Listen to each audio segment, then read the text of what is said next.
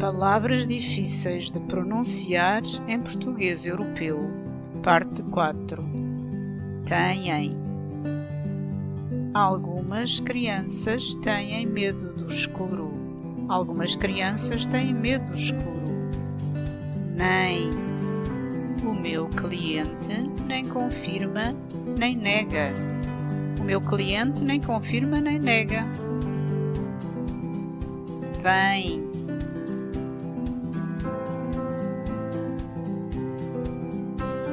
Ninguém nos vem ajudar. Ninguém nos vem ajudar. Venham. O Joel e o João vêm ajudar depois do trabalho. O Joel e o João vêm ajudar depois do trabalho. Vêem. O Jorge Jesus e outros treinadores veem muitos jogos de futebol. O Jorge Jesus e outros treinadores veem muitos jogos de futebol. Leem. Muito poucos jovens leem jornais hoje em dia. Muito poucos jovens leem jornais hoje em dia. Deem.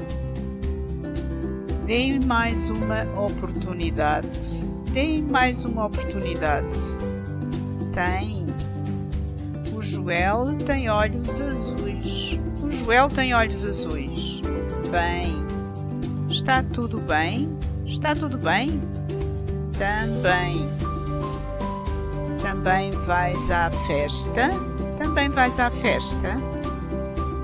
Sem. Fui às compras e fiquei sem dinheiro nenhum. Fui às compras e fiquei sem dinheiro nenhum. Sem. Estou 100% segura. Estou 100% segura. Até à próxima!